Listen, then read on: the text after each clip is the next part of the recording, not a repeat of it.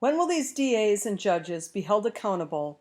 When will a judge that releases a man on low bail or no bail be charged as accessory to murder when that man goes out and kills someone?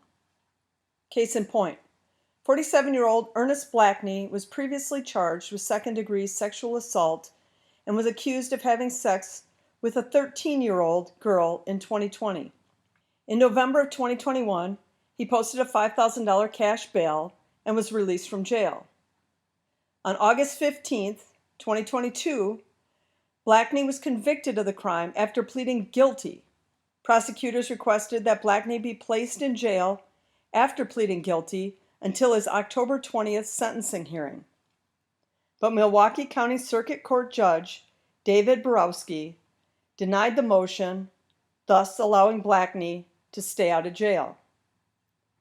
The family of the 13-year-old girl he assaulted also asked that he be put in jail.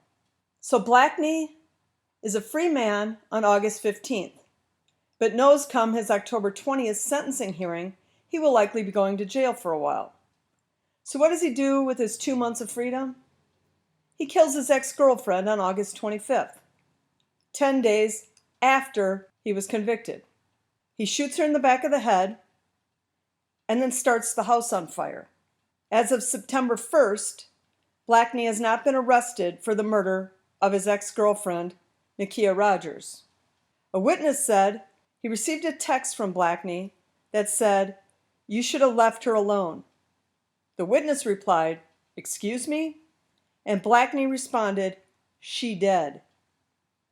Another witness who spoke with Blakney on the phone following this incident said he was sorry and that she made him do it, and eventually said he shot her. When the witness asked who he shot, Blakney said he shot her because she was moving out of the house.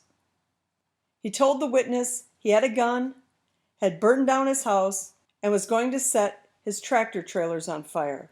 So Blakney shows up at a construction site, demanded the keys to a truck from a man working there, pointed a gun at him, and made him get into a trailer and locked him inside. The worker managed to get out and called 911.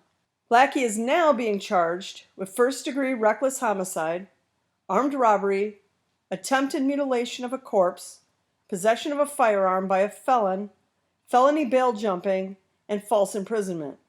And all this happened because a judge thought it was a good idea to release him back onto the streets instead of holding him in jail for 2 months, when he'd likely be sentenced to multiple years in prison. The saddest part of this story is that it isn't unique.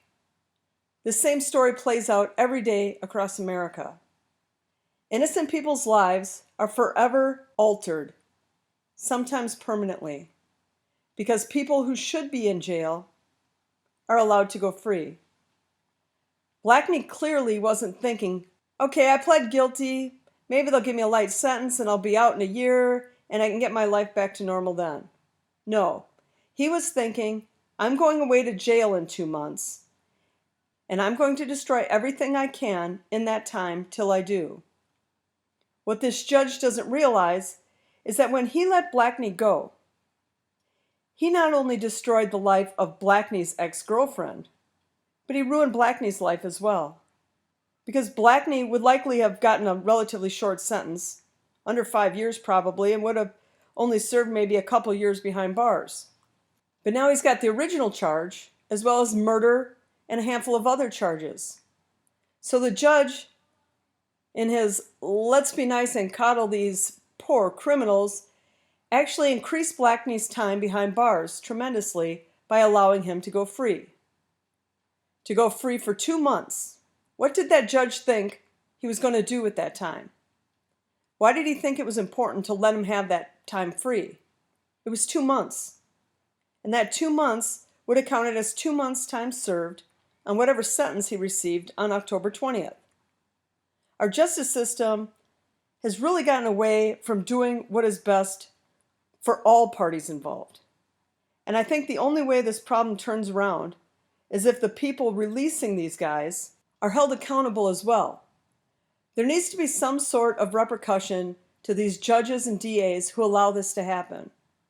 I'm not saying they need to do jail time, but suspensions or loss of their position if they repeatedly are releasing people who are going out and killing people seems reasonable. Nikia Rogers was 36 years old, and she didn't need to die. And she would still be here today if a Milwaukee County Circuit Court judge would have thought more about society at large and less about a criminal. But in the end, everyone loses in this story, including Blakney. It must also be noted that female homicides in the city of Milwaukee are on the rise. There have been 40 so far in 2022 and only 38 in all of 2021. Rogers was moving out of Blakney's home and leaving him. Domestic violence experts say an attempt to escape can be very dangerous, and women need to be aware of this. And if they make the decision to leave, they should never announce it. Well, that's all I have for you today. So stay safe, America. Keep your head on a swivel, and remember, a bullet can travel over a mile unimpeded. So keep dodging those strays till these shooters get better aim. Thanks for watching, and I'll catch you on the next one.